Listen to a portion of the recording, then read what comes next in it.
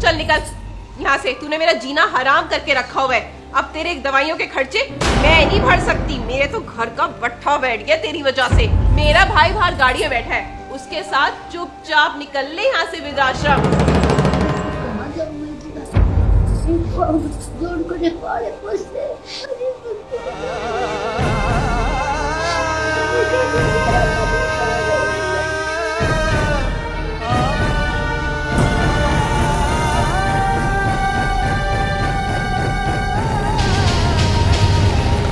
हो गया तेरा ड्रामा, खत्म हो गया। चल निकल अब, चल पकड़ अपने कपड़े, चल खड़ी हो। बहुत बड़ा ड्रामा देख लिया मैंने, जीना हराम करके रखा हुआ है दुनिया में। निकल यहाँ से, चल निकल।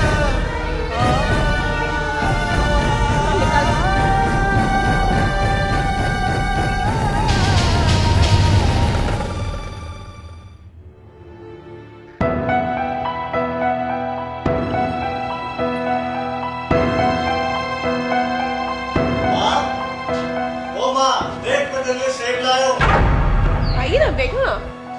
माँ कहाँ है? माँ आ जाएगी, मैं चाय लेकर आती हूँ, बहुत ठंड है, चाय लेकर आती हूँ।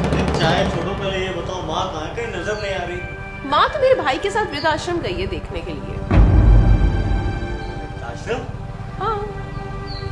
लेकिन वृद्धाश्रम क्यों गई है? अरे वो वहीं रहेंगी अब से, इसलिए आज अपने भाई के साथ उनको मैंने वृद्धाश्रम देखने भेजा है। अगर पसंद आ गया तो ठीक, नहीं तो कल दोबारा देखने चली जाएंगी दूसरा। तुम्हारा दिमाग तो खराब नहीं हो गया है? मेरी माँ वृद्धाश्रम में क्यों रहेगी? अभी उसका बेटा जिंदा है। चिल्ला किस पर रहे हो? आवाज नीचे करके बात किया करो, मुझे ऊंची आवाज बिल्कुल पसंद नहीं है। रही तुम्हारी माँ की बात, तो वो कल से वृद्धाश्रम में ही रहेंगी। तुम्हारी छोटी सी नौकरी में घर का खर्चा तो ठीक से चलता नहीं, ऊपर से तुम्हारी माँ के लंबे चौड़े दवाइयों के खर्चे। कहाँ से भरूंगी मैं ये सब? कैसे चलाऊंगी घर? लेकिन ईशा, तुम जानती हो ना, मेरी माँ मेरे बिना नहीं रह सकती, और मैं भी अपनी माँ के बिना कैसे रहूंगा? तो क्या हुआ, इसी में भलाई है तुम दोनों की, तुम्हारी माँ की भी और तुम्हारी। उनके बिना रहने की आदत डाल लो, क्योंकि कल को अगर वो मर जाएंगी तो भी तो रहोगे ना उनके बिना। तुम जरा ज़बान संभाल कर बात करो। भगवान करे मेरी उम्र भी मेरी माँ को लग जाए। बस बस, बहुत हुआ तुम्हारा ड्रामा, मेरा दिमाग खराब करने की जरूरत नहीं है।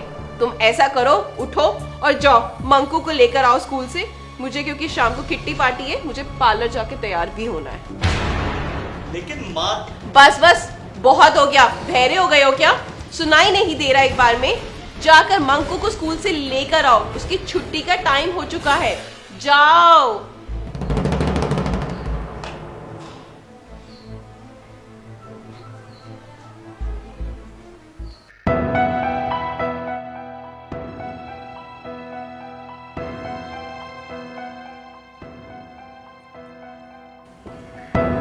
अरे दोपहर से गए हुए हो, अब आ रहे हो, शाम होने को आ गई है। और मंकू कहाँ है?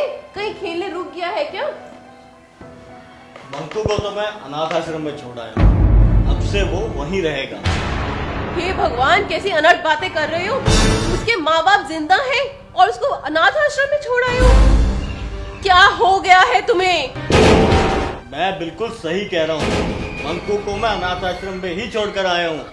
और मुझसे ज्यादा ऊंची आवाज में बात मत कर, मुझे ज्यादा ऊंची आवाज पसंद नहीं है। मैं तुम्हारे सामने हाथ जोड़ती हूँ, मेरे मंकू को ले आओ, मैं उसके बिना नहीं जी पाऊंगी। और वो छोटा सा बच्चा, वो हमारे बिना कैसे जिएगा? अरे क्यों नहीं जी पाएगा? कल को जब तुम मर जाओगी तब भी तो उसे जीना पड़ेगा ना। कैसी बातें कर रहे हो आप? हम दोनों जिंदा है और हमारा बच्चा आपने वहां छोड़ दिया। कल उसकी शादी होगी, उसकी बीवी हमें जब घर से बाहर निकाल देगी तब भी तो वो हमारे बिना रहेगा। अब भी रह लेगा, पड़ जाएगी आदत धीरे धीरे। मैं नहीं रह सकती उसके बिना, मैं अपने बच्चे के बिना नहीं रह सकती। वो छोटा सा बच्चा कैसे रहेगा हमारे बिना? तुम उसको ले आओ प्लीज। क्या कहा तूने? तुम मंकू के बिना नहीं रह सकती?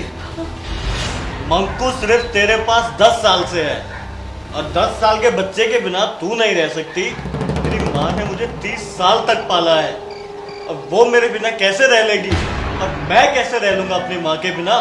जिस तरह से मैं अपनी माँ के बिना रह लूंगा ना, तो मंकू भी तेरे बिना रह लेगा। और जो दुख मेरी माँ वहां पर बर्दाश्त करेगी, वो तुझे भी करना ही पड़ेगा, क्योंकि एक ना एक दिन तो ये होना ही है।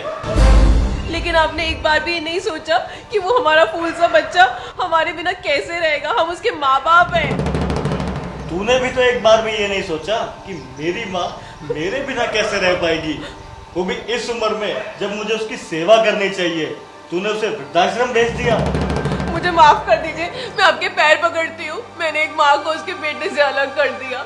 और तुझसे उसकी सेवा नहीं होती तो मत कर, मेरी माँ की सेवा मैं खुद कर लूंगा। जैसा भी होगा मैं खुद उसे संभाल लूंगा। और जा, तेरा मंकू पड़ोस में चाचा जी घर पे बैठा है, ले आओ उसे भी। मुझे माफ कर दीजिए, मेरे से बहुत बड़ी भूल हो गई। हम ऐसा करते, पहले माँ को लेकर आते वृद्धाश्रम से, फिर मंकू को लेकर आएंगे।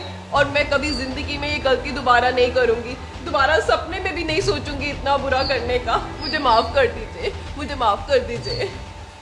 परछाई की छांव में रहते थे सुहाग उनके, बूढ़े होने पर वृद्धाश्रम छोड़कर आते हैं। जिनके कंधों का बोझ कम करते रहे उम्र भर, वही माँ बाप बच्चों को बोझ नजर आते हैं। X Entertainment